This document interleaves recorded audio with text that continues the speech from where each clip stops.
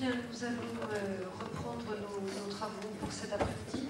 Je vais immédiatement laisser la parole à Éric Bory, professeur de CPGE, qu'un certain nombre d'entre vous connaît ou a rencontré, ou peut-être même y a-t-il des gens avec qui il travaille, puisqu'il s'occupe également de la formation à la commission interne dans l'académie.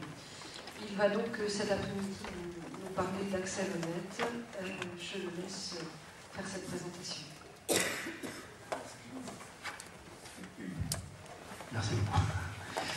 Alors, j'ai choisi un titre pour mon intervention. Le titre que je vous propose est le suivant, donc Axel Honneth, la preuve du sens social de la liberté. Très rapidement, je voudrais indiquer, donc, dans une présentation générale, je voudrais vous donner brièvement des éléments biographiques et bibliographiques donc, à propos d'Axel Honneth. Pour passer ensuite à la définition des intérêts et des enjeux de la philosophie d'Axel Honneth, et plus particulièrement ensuite vous exposer ce que je voudrais démontrer, pour ensuite, de façon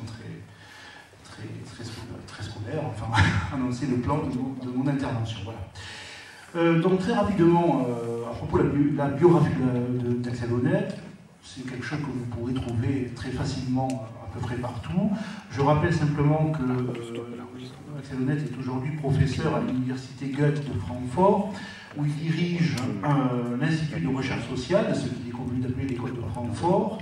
Il a été nommé en 2001 pour reprendre la succession donc, de Jürgen Habermas. J'ajoute qu'il est également professeur invité à l'université de Columbia à New York. Axel Honneth est un philosophe vivant, né en 1949 à Essen, il a donc 64 ans. Il soutient une thèse à l'université de Berlin en 1982, intitulée Critique du pouvoir, Foucault et la théorie critique. Il soutient une thèse d'habilitation en 1990 au département de philosophie de l'université de Francfort, intitulée Lutte pour la reconnaissance. Ces travaux, donc, si on résume un petit peu les choses, et pour le situer, ces travaux s'inscrivent dans la continuité et le renouveau. Continuité et renouveau, c'est deux termes à associer quand on parle d'Axel Honneth. Dans la continuité et le renouveau de l'école de Francfort, si l'on veut, rapidement, on peut situer en effet d'une part Horkheimer, Adorno, qui appartient à la première génération de l'école de Francfort, Habermas appartenant à la deuxième génération, et Honneth peut se situer donc dans ce qu'il est convenu de repérer sous la forme de la troisième génération. La troisième génération donc, de l'école de Francfort, et ces travaux donc s'inscrivent dans le sens d'une philosophie de la reconnaissance. À propos de la bibliographie, alors sans vous présenter quelque chose d'exhaustif ici, je voudrais quand même présenter ce qui me semble être essentiel. D'une part, donc, ce livre-là que vous avez tous aperçu, qui est la traduction française d'un livre donc, édité en allemand en 1992, qui s'appelle La lutte pour la traduction française, c'est La lutte pour la reconnaissance. Je signale d'autre part un article qui s'intitule Reconnaissance et justice, qui est paru dans la revue Le Passant ordinaire, numéro 38, en 2002. Et c'est d'ailleurs c'est la reprise d'une conférence qu'Axel Honneth a d'abord donnée à Bordeaux, je crois, dans l'Ordre, et à Toulouse, à l'Institut Goethe, ou l'inverse. Et alors ça, cet article, qu'on trouve d'ailleurs aisément sur Internet, si vous tapez Axel Honneth sur Wikipédia, c'est un article, moi je m'en suis servi assez fréquemment en classe de terminale, parce que ça résume assez bien la philosophie d'Honneth, et en particulier la façon dont s'articule chez lui, on en reparlera évidemment, la normativité et l'aspect pratique ou pragmatique. Et il y a notamment une discussion avec David Miller dans cet article qui est très très intéressante et qui est relativement visible. On a une idée assez précise de l'ensemble de la philosophie d'Honneth dans cet article. Autre ouvrage que je voudrais signaler, La Société du mépris. Alors là, je n'ai pas l'ouvrage, je ne l'ai pas porté, aux éditions de la Découverte 2006. La réification, Gallimard 2007. Voilà. Alors ça, c'est un ouvrage tout à fait intéressant où Honneth donc veut penser à partir de Lukács l'idée que les relations intersubjectives peuvent donc être chosifiantes, hein, ce qui conduit à ce qu'il appellera donc l'oubli de reconnaissance. Ouvrage que je voudrais signaler également rapidement, c'est, j'essaie de le retrouver,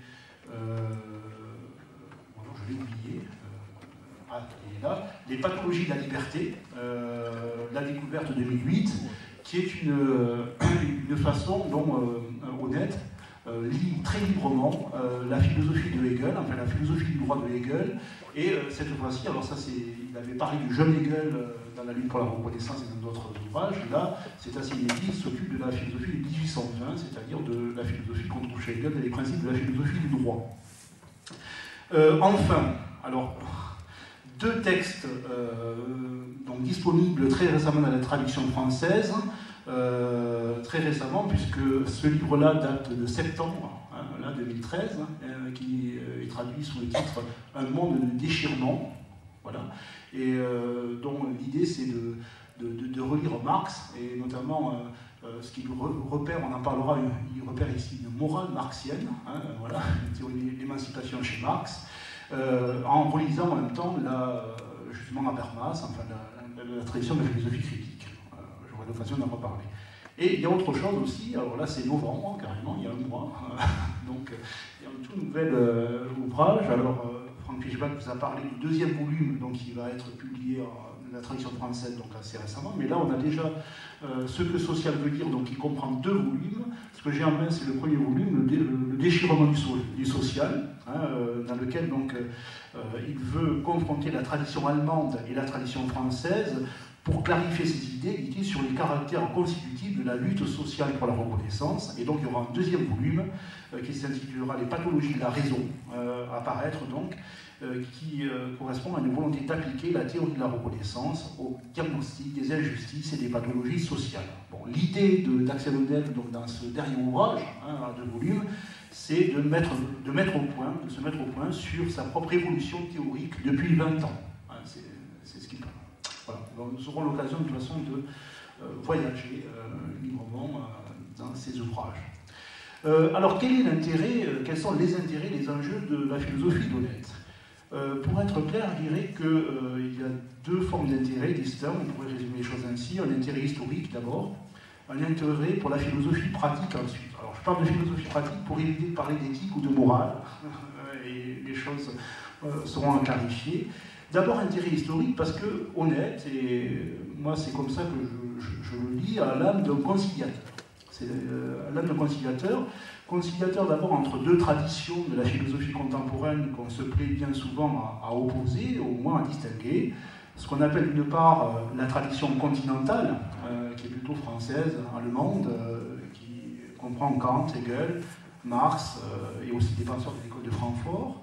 Et d'autre part, la tradition analytique, qui est une tradition plutôt anglo-saxonne, et qui comprend des penseurs, et pas uniquement des philosophes, comme Mead, David Miller, Dewey, dont a parlé Franck Fischbach, Winnicott aussi, dans la psychanalyse, dont on reparlera. Voilà.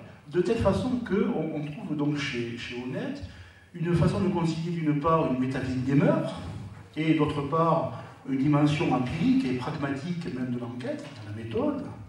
D'une part, une tradition du normativisme ou de l'institutionnalisme moral et politique, quand on songe à Kant ou à Hegel, et d'autre part, une observation et un soin psychologique et psychanalytique. Enfin, on pourrait parler aussi de la conciliation entre l'Allemagne et les USA, d'autre part.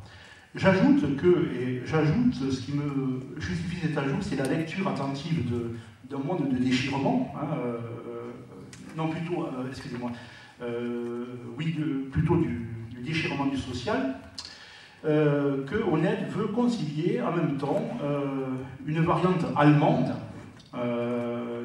de la théorie de la reconnaissance qui passe par un modèle positif du conflit et de la lutte. Alors là, Honneth relie des gens comme Rousseau, comme Sartre, modèle allemand, excusez-moi, comme Kant, Fichte, Hegel, évidemment, et d'autre part, une variante française où il reconnaît ce qu'il appelle un modèle sceptique ou négatif de la lutte, et là, en effet, on retrouve Jean-Jacques Rousseau, Sartre, Boltanski et Thévenot, par exemple. Donc il y a aussi cette tentative de concilier les choses. Enfin, c'est un penseur décisif dans la conciliation, là aussi, du virage pris par la philosophie contemporaine depuis le milieu des années 90, à peu près, qui consiste à faire que, finalement, on abandonne un petit peu la tradition ancienne qu'on retrouvait chez Habermas ou Rawls, voilà, et où on cherche à réactualiser la philosophie hegelienne d'une part, et en même temps aussi bien celle du jeune Hegel que du Hegel de la maturité, et d'autre part aussi une tentative de réactualiser Marx. Je pense à Un monde de déchirement dans cet ouvrage-là, mais je dirais d'un Marx que je qualifierais d'un Marx hegelien, qui est peut-être celui qui est pas, c'est pas celui qui est retenu en principe, c'est un Marx qui est plutôt caché par souvent l'importance réductrice qu'on propose souvent. Marx, c'est le penseur après Feuerbach du matérialisme dialectique, voilà, celui qui a critiqué Hegel, et on oublie souvent qu'il y a vraiment des aspects de la philosophie marxienne qui viennent et qui assument complètement justement la tradition hegelienne. Donc voilà, il y a cet aspect historique donc, qui est une volonté de concilier les traditions. D'autre part, et là c'est la justification du titre, il y a l'intérêt de sa philosophie pratique en ce qu'elle nous offre, donc, j'ai pris le titre de cette façon-là, une preuve du sens social de la liberté. Alors qu'est-ce que j'entends d'abord par preuve? Par preuve, je ne veux pas signifier ici une façon d'insister sur un trait empirique qui ignorerait la démonstration, vous voyez, démonstration théorique ou spéculative. Je prends ici preuve au sens où Freud faisait œuvre de son autorité de praticien, je pense à ce qu'il écrit dans Métapsychologie, dans la traduction française, à la page 66 de Gallimard, voilà, lorsque Freud indiquait que, je cite, nous possédons de multiples preuves de l'existence de l'inconscient. Freud voulait dire ici que sans l'hypothèse de l'inconscient, plusieurs phénomènes psychiques, on les connaît très bien, les actes manqués, les rêves notamment, demeureraient inexpliqués. Et de la même façon, Honneth montre que si l'on maintient un sens exclusivement moral ou un sens exclusivement politique de la liberté, on s'interdit alors de penser, de pouvoir expliquer les pathologies de notre monde contemporain. Ainsi, par exemple, il a été question ce matin, mais les dommages que causent aujourd'hui les formes nouvelles du capitalisme, par exemple, le capitalisme financier, prouvent, en ce sens-là, la nécessité de formuler l'hypothèse de la signification sociale de la liberté. Ce qui fait d'Axel Honneth l'un des promoteurs décisifs, à défaut d'en avoir été le pionnier, de la philosophie sociale. Alors, je lance une peu. Car on retrouve en effet tout à fait chez lui les caractéristiques indiquées par Frank Fischbach dans le manifeste pour une philosophie sociale. On va peut-être faire le même travail sur ce point-là. J'ai repéré trois critères auxquels je rajouterai un quatrième critère.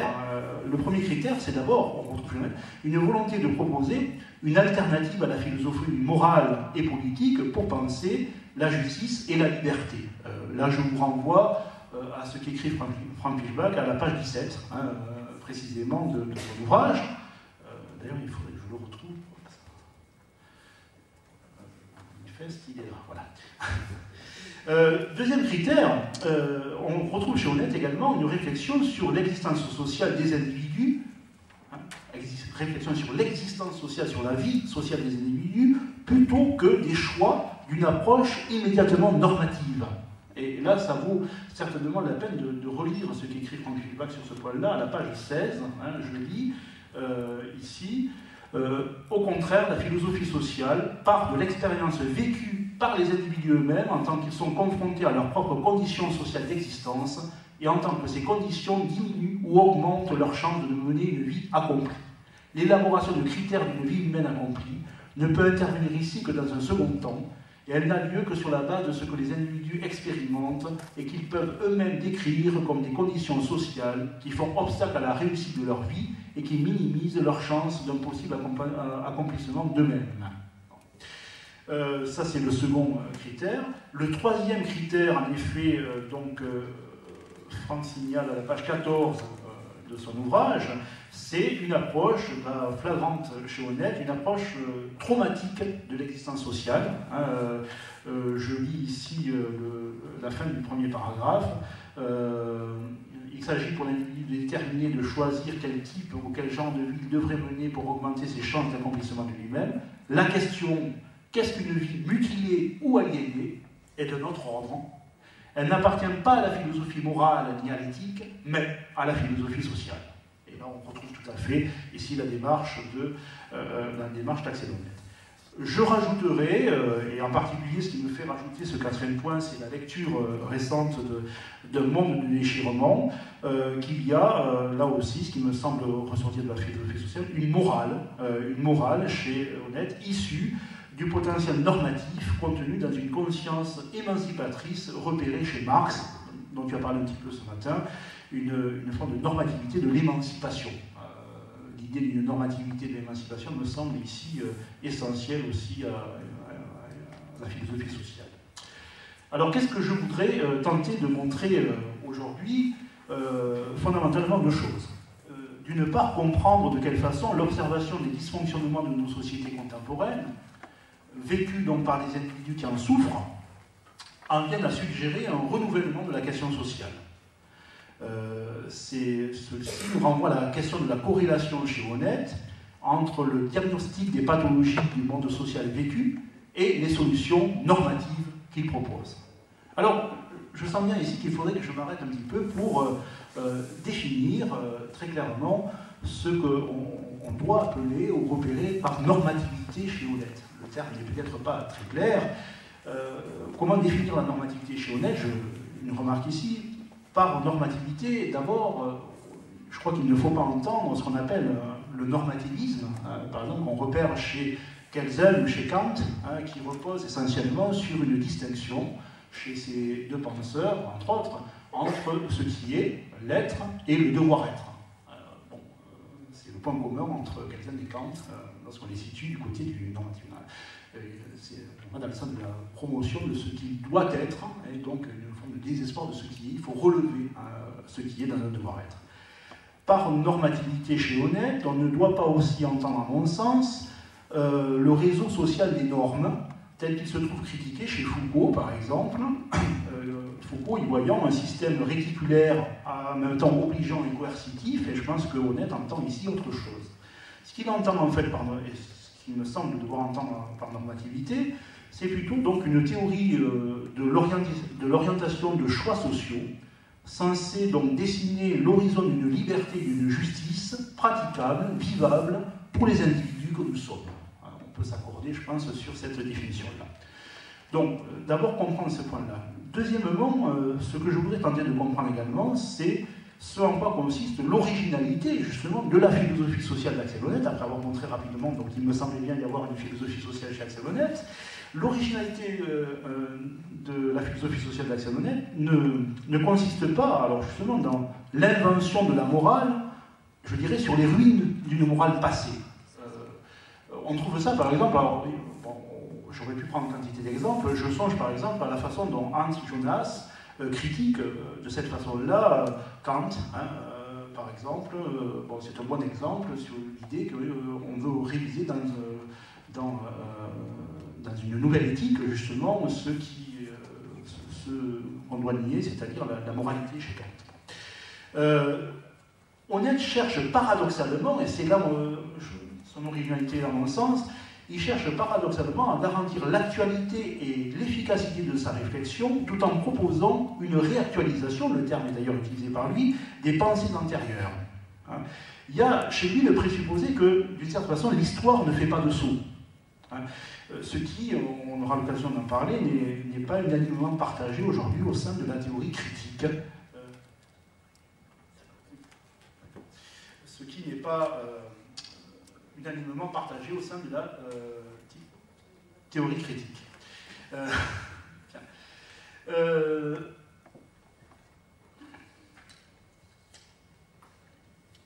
Alors, rapidement, donc, la structure de ma présentation, je voudrais distinguer 4 moments. J'espère que j'aurai le temps d'arriver au 4e, sinon on verra ça avec les questions qu'on nous aura posées.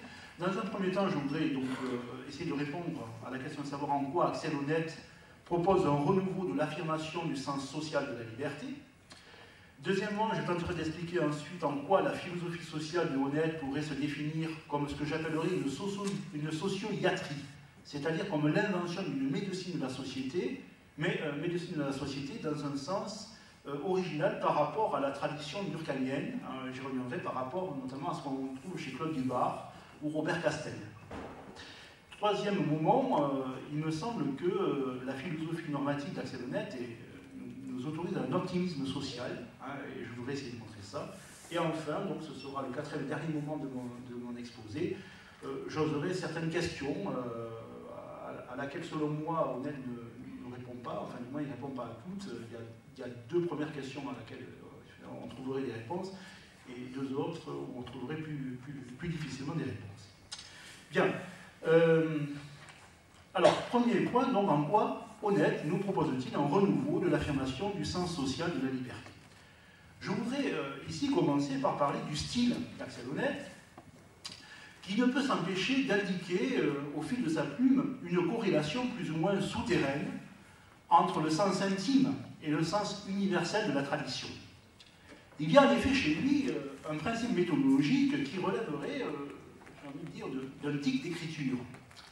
Il ne peut s'empêcher de montrer l'importance du processus essentiel sur lequel, d'une part, les idées de jeunesse produisent les pensées mûres, et d'autre part, en quoi les traumatismes plus ou moins anciens de la société produisent justement les structures ou les formes de la société moderne.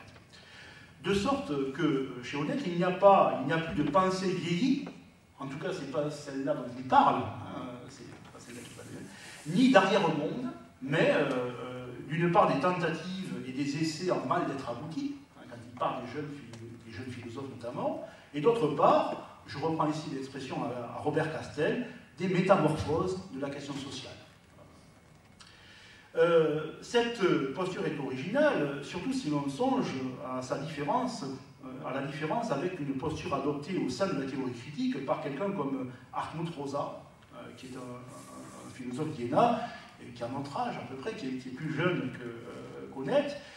Pour Rosa, donc, l'accélération de l'histoire, Rosa c'est le penseur de l'accélérateur de l'histoire, c'est pas le seul, mais l'accélération de l'histoire nous oblige à subir et à nous adapter au schéma dialectique du dépérissement-changement. Autrement dit, ce que développe Hartmut Rosa, c'est une éthique du radicalement nouveau. Et Rosa, donc, avoue par ailleurs s'opposer à ce qu'il appelle les philosophies de la reconnaissance.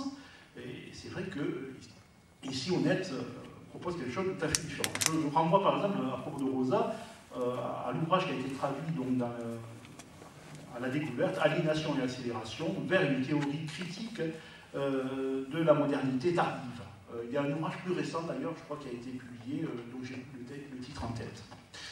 Mais par rapport à ça, donc, il y a déjà une originalité d'Honneth qui montre donc que, de la même manière que d'une certaine façon le jeune enfant fait et pense déjà des choses déterminantes pour l'homme dans sa maturité sociale, c'est ce qu'on reconnaît lorsque Honneth, par exemple, repère un Habermas, lecteur de Piaget, dans Un monde de déchirement, ou lorsque, j'y reviendrai, Honneth est lui-même lecteur de Winnicott dans la lutte pour la reconnaissance.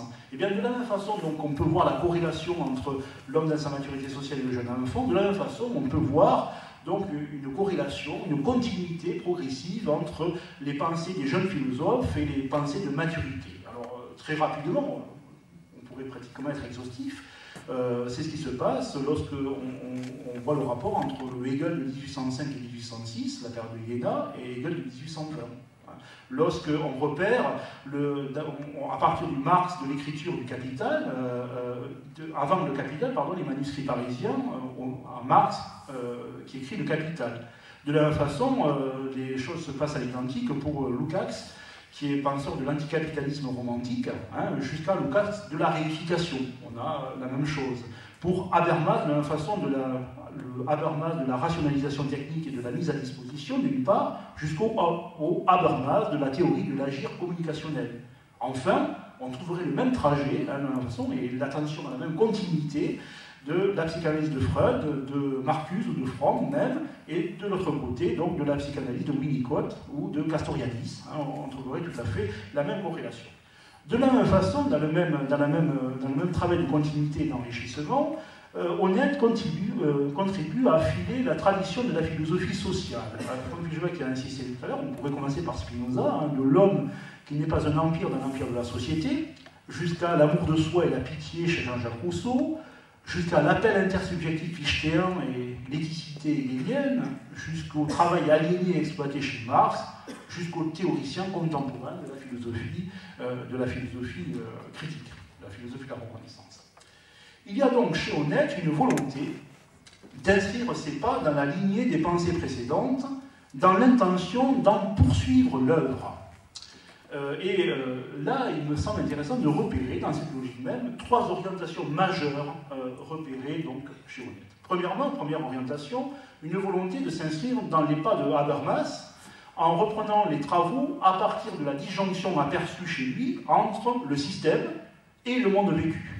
C'est notamment ce que repère Honnête dans Un monde de déchirement, page 226. Je vous laisse regarder ce texte. Deuxième orientation importante, Honnête s'inscrit aussi dans la continuité de la critique formulée par les philosophes dits communautariens contre Rawls, la proposition d'une théorie alternative justement de la justice.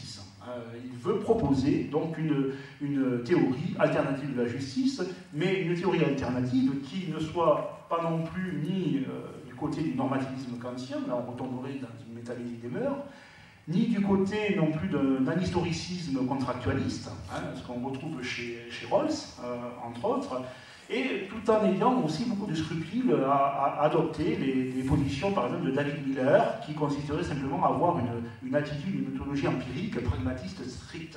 Il s'agit d'être très prudent dans ça. Pour cet aspect-là, je vous renvoie notamment à la lutte pour la reconnaissance, l'article dont je vous ai parlé, Reconnaissance et justice, et le dernier chapitre de Le déchirement du social. Enfin, troisième orientation, à mon avis, majeure, le projet d'une réactualisation du hegélianisme, je pense aux pathologies de la liberté, et du marxisme dans Un monde de déchirement. Dans ce dernier ouvrage, Un monde de déchirement, Honnête se propose en effet de conduire à son terme une compréhension de la puissance normative de la pensée marxienne, insuffisamment estimée dans l'histoire sociale post-marxiste du concept du travail. Ça rejoint tout à fait ce qu'il défend ce matin.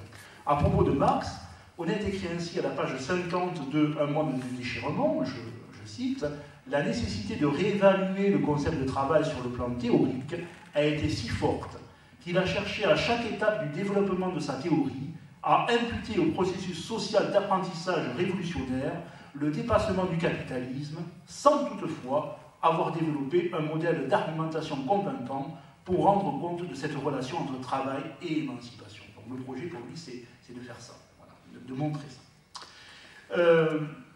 Donc, inscription dans la tradition. Mais en même temps, ce renouveau de la tradition est moins motivé chez Honnête par le devoir d'honorer ses maîtres, qui d'ailleurs se trouve assez souvent bousculé dans ses œuvres, voilà, que par une volonté de répondre à l'appel de la société moderne. Et qu'est-ce qu'il observe dans la société moderne? Alors, plusieurs choses. D'une part, les injustices sociales béantes qui produites par le capitalisme contemporain, depuis l'annonce de la fin de l'histoire au moins. D'autre part, la défiance qui fait suite à cela vis-à-vis du politique et la conviction de son incapacité à produire un ordre social juste où les individus vivraient librement.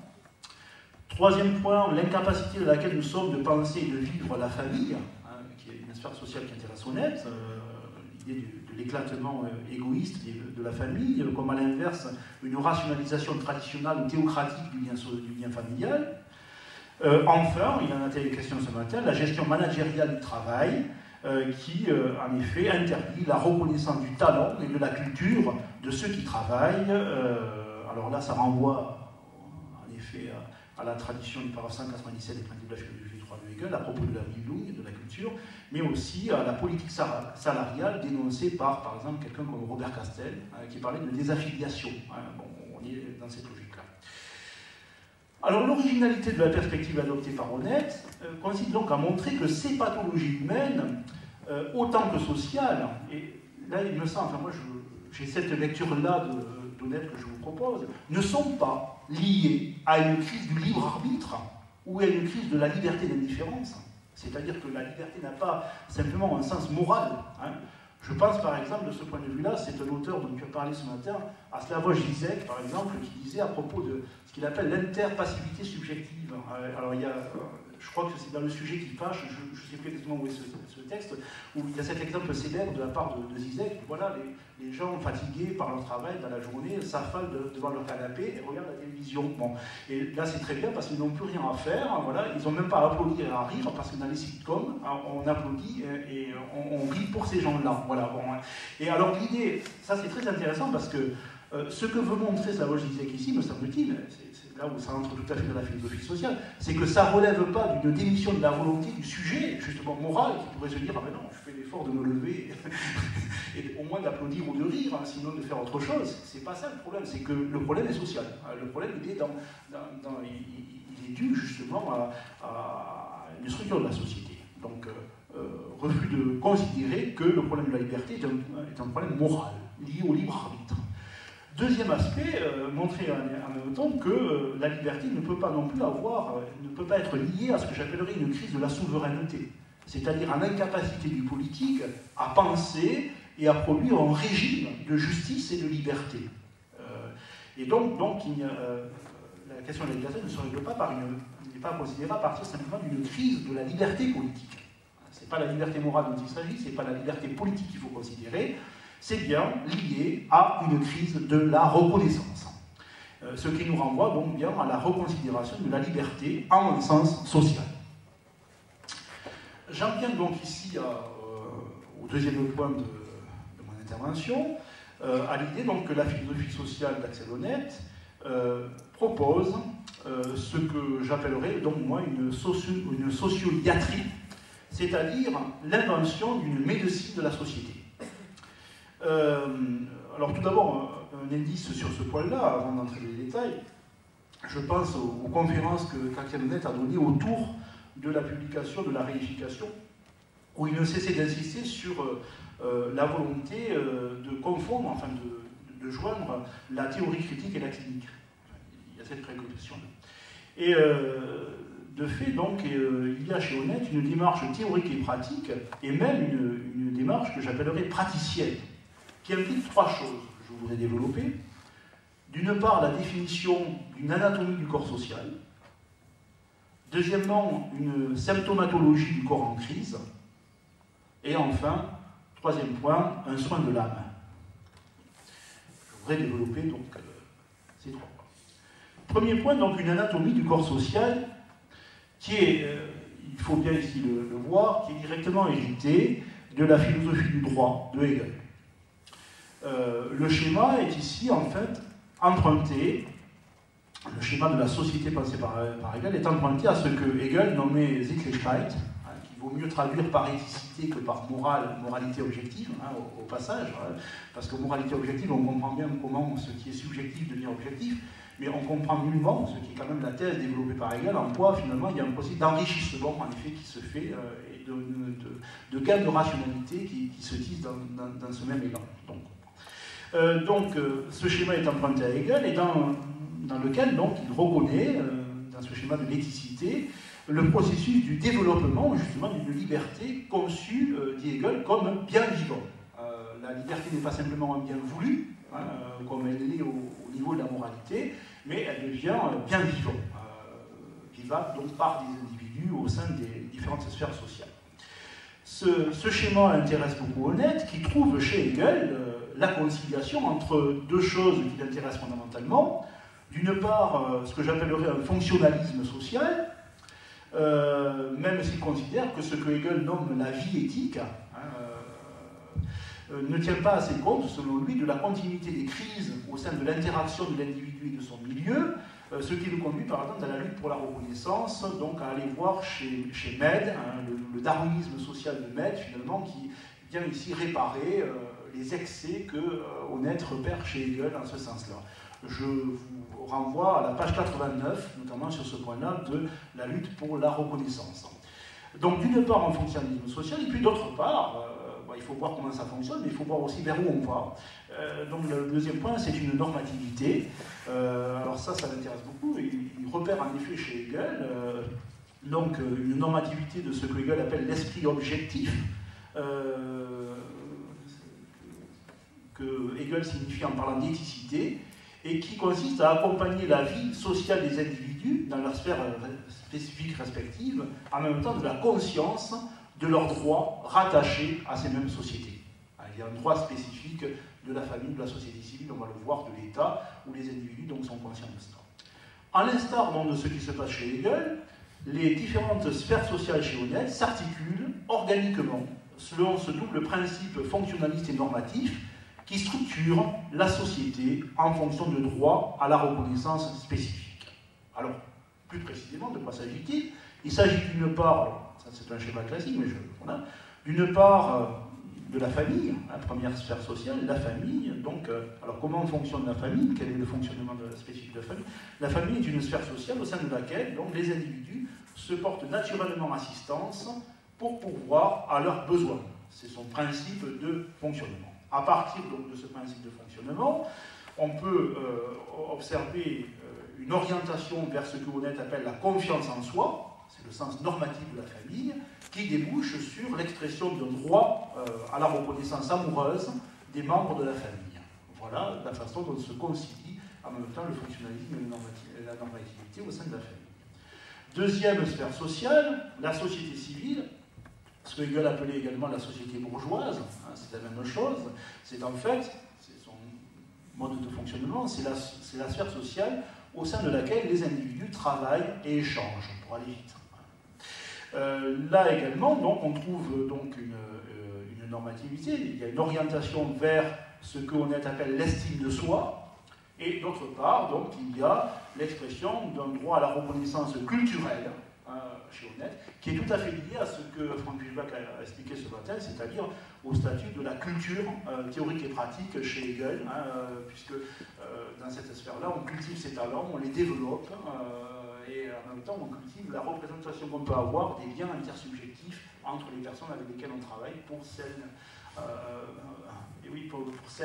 avec qui on travaille, etc. Donc, il y a ici une expression du droit de la société civile comme reconnaissance culturelle.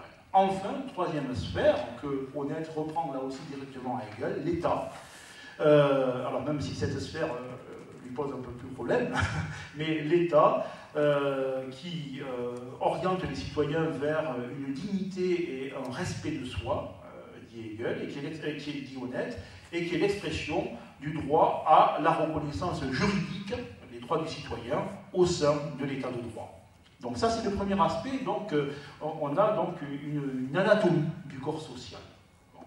Deuxième aspect donc, de ce que j'ai appelé la socioiatrie, une symptomatologie du corps en crise.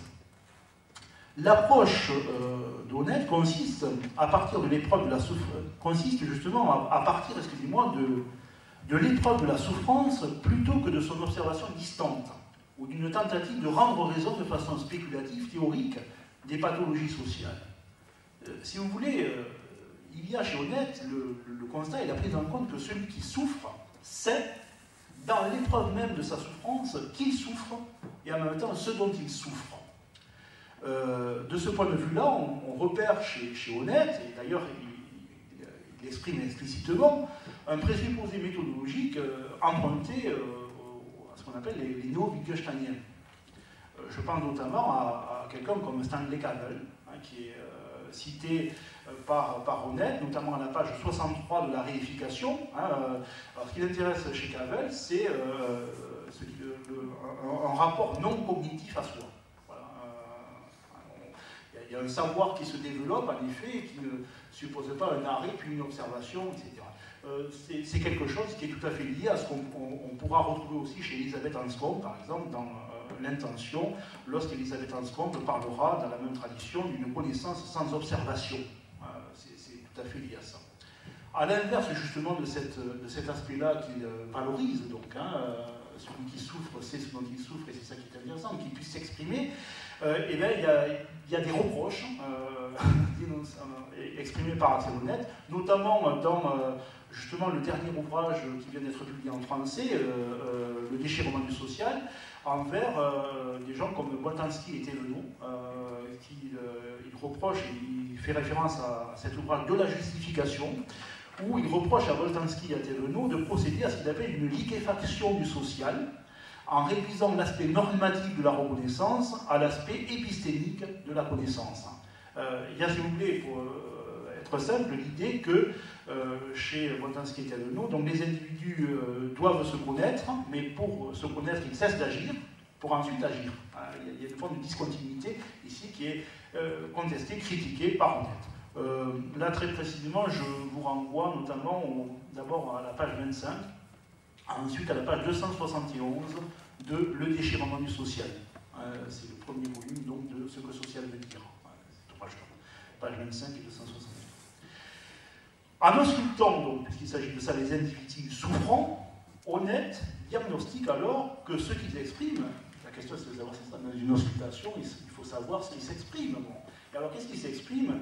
Il s'exprime ce que Honnête appelle, je cite, la souffrance liée au fait d'être indéterminé, qui interdit donc à ces mêmes individus des, citation à nouveau, des formes de communication dans lesquelles les sujets peuvent réciproquement apercevoir dans l'autre une condition de leur propre liberté.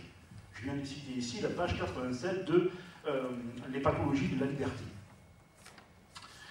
Alors, où est-ce qu'on peut repérer ça? Puisqu'il s'agit de repérer ça dans la souffrance des individus vivants, eh bien, c'est ce qui se passe lorsque, par exemple, un enfant estime ne pas recevoir de ses parents les soins et l'amour qui lui sont dus, lorsqu'un travailleur estime ne pas être payé à hauteur de ses efforts et de ses compétences, ou a fortiori lorsqu'il est débauché, lorsqu'un membre de l'état de droit peut avoir le sentiment que ses droits sont bafoués. Voilà autant de situations de ce que Honnête appelle mépris. Mépris que Honnête définit à la page 162 de La lutte pour la reconnaissance comme la privation ou comme le refus de reconnaissance, privation ou refus de la reconnaissance, c'est la définition du mépris, qui peut d'ailleurs, dit Honnête, recouvrer plusieurs formes vécues, et à vrai dire, dit-il, deux formes vécues. Alors il y en a une qui est extrêmement tragique, c'est ce qu'il appelle une forme qui conduit donc à la mort psychique, lorsque le mépris s'exprime sous la forme d'une atteinte à l'intégrité physique, et Honnête évoque la torture ou le viol. Il dit à la page 163 de La lutte pour la reconnaissance, je cite, l'effondrement, voilà ce que c'est que la mort psychique, le mépris qui s'exprime ici, l'effondrement dramatique de la confiance en soi de l'individu relativement au monde social et donc à sa propre sécurité. Voilà ce que signifie. Deuxième forme, la mort sociale. Lorsqu'il y a, dit-il, c'est la même page 163 de La lutte pour la reconnaissance, mort sociale, lorsqu'il y a, je cite, remise en cause de la capacité du sujet de formuler un jugement moral. Honnête s'accorde ici avec Dewey, je me réfère ici à la page 167 donc, de La lutte pour la reconnaissance, pour indiquer que ce qui se manifeste ici de façon plus ou moins dramatique, donc, je cite, ce sont les réactions affectives au succès ou à l'insuccès de nos intentions. C'est ce qu'illustre par ailleurs l'épreuve de la honte. Honnête fait référence à la page 168, qui est vécue par celui justement qui a honte comme un affaiblissement du sentiment qu'a l'individu de sa propre valeur. Il y a dans la honte une déception vis-à-vis des attentes normatives propres ou à celles de la société. Alors d'ailleurs, cet épisode justement de la honte, on en voit tout l'intérêt pour Honnête lorsqu'il fait référence dans Ce que social veut dire à Sartre. On pouvait s'attendre à cette référence, évidemment. Je cite ici, donc c'est la page Ce que social veut dire, donc c'est le premier volume, Le déchirement du social, et c'est à la page 136, Honnête écrit la chose suivante, il parle de Sartre, donc son analyse de l'intersubjectivité aboutit à la démonstration que le monde social se tisse de relations entre sujets qui se réifient mutuellement. Voilà. Et ce qui suit ici de cette référence, c'est le commentaire de la fameuse page de L'être et l'Union, du mari jaloux, justement, qui observe sa femme par le trou de la serrure et qui se voit lui-même, se découvre lui-même observant sa femme. Enfin, voilà. Et c'est la page 141 du même ouvrage. La honte, c'est la réaction donc, de l'être regardé. Ici. Donc cette symptomatologie du corps en crise consiste donc de la part de Honneth à repérer des pathologies sociales à partir de la souffrance d'individus qui se sentent méprisés. Et ceci inscrit Axel Honneth dans la tradition, qu'il assume d'ailleurs complètement, des penseurs de l'aliénation. Alors, l'aliénation, on en a plusieurs témoignages, et puis elle a plusieurs significations possibles. Là, je vous renvoie à Sans objet, l'ouvrage de Franck Fischbach qui en parle très très bien, mais l'aliénation, elle peut se définir comme l'incapacité, par exemple, pour le sujet de recouvrer une conscience de soi, c'est le sens de l'aliénation chez Hegel, rapidement. Elle peut se définir comme une privation du monde comme objet de jouissance, chez Marx ou chez Franck Fischbach. Elle peut se définir comme une réification, chez Lukács. Elle peut se définir comme la colonisation du monde social vécu par les catégories du système, chez Habermas. Je pense par exemple à ce qu'écrit Honneth sur la question à la page 220 d'un monde de déchirement. Elle peut se définir aussi comme un déni du corps, chez Butler. Soit mon corps à ma place. On a aussi ici cette façon de comprendre l'aliénation. Dans tous les cas, en tout cas, l'aliénation est l'expression d'un manque de reconnaissance, une crise de la reconnaissance, et c'est ce que veut affirmer Axel Honneth. C'est pourquoi, et là j'en viens à la troisième caractéristique de ce que j'ai appelé une socioïdiatrie, c'est pourquoi donc les troubles du corps sont en même temps troubles de l'âme. Indéfectiblement troubles de l'âme. Honneth, donc justifie-t-il la façon dont il assume l'héritage de la psychanalyse de gens comme Bowlby ou Stern, en montrant le double intérêt de la psychanalyse pour la théorie critique. Et là, je me réfère à un texte qui est très intéressant, qui se trouve à la page 226 de Un monde de déchirement, où il dit Stern, il dit voilà, il y a deux intérêts d'avoir recours à la psychanalyse. Il y a un intérêt normatif et un intérêt sur le plan explicatif.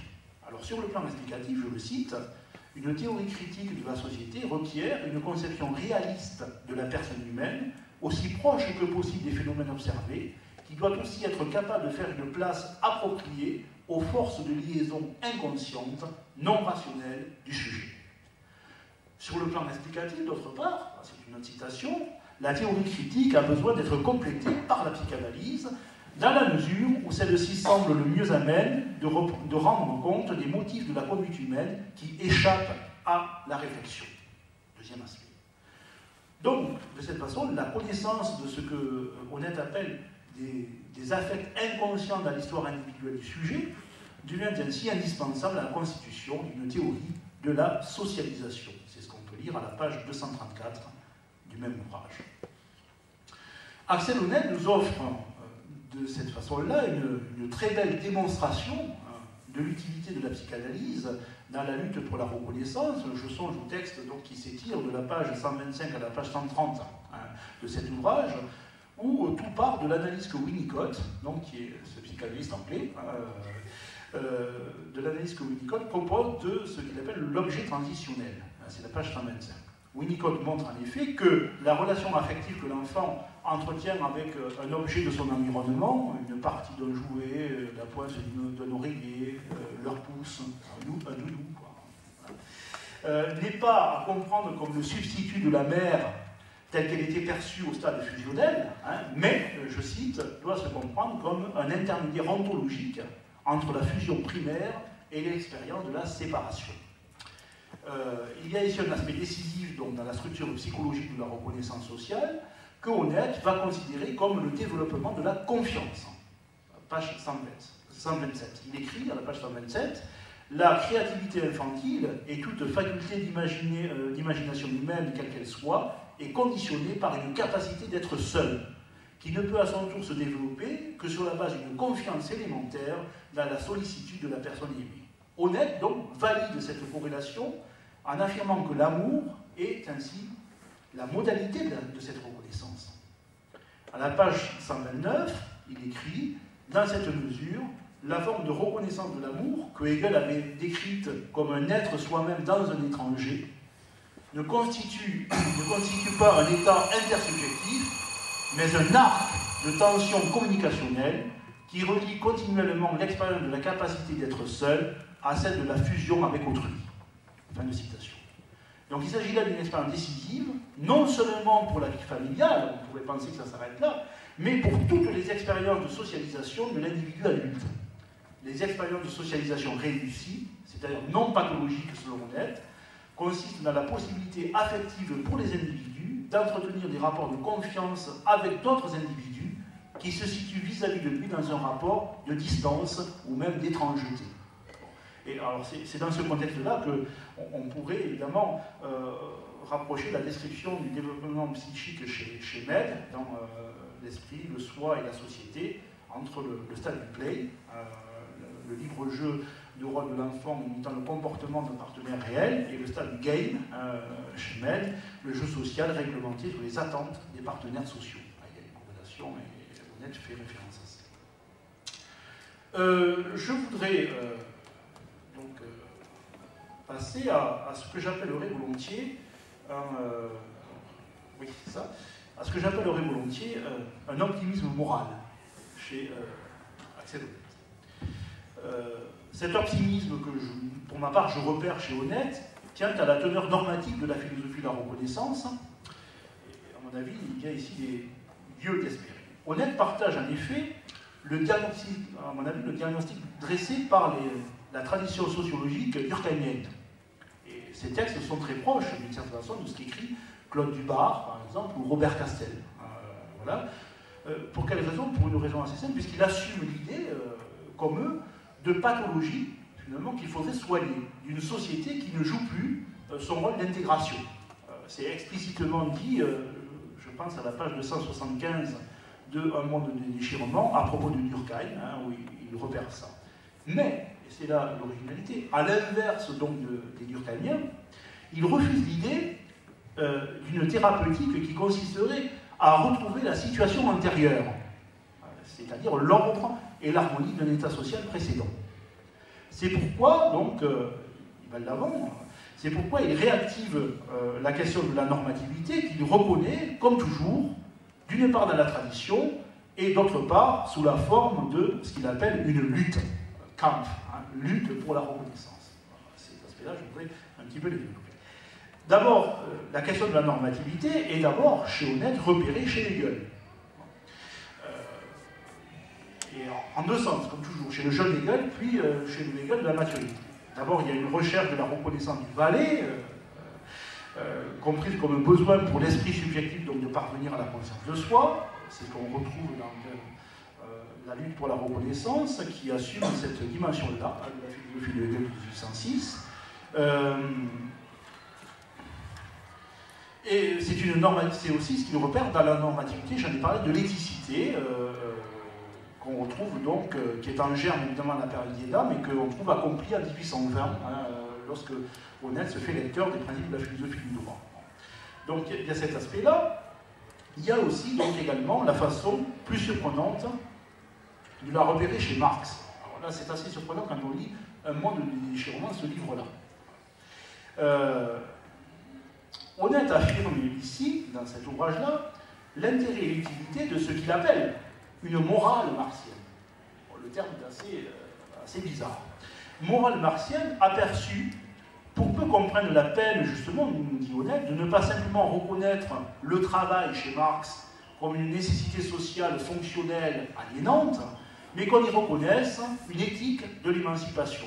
C'est ce que Honneth développe dans Un monde de déchirement, aux pages 30, 33, 34, etc. Il y a donc un projet moral de Honneth, aujourd'hui, assez récemment, qui consiste donc à achever, comme je le disais, ce que Marx a inauguré. Et qu'est-ce que Marx a inauguré selon Honneth?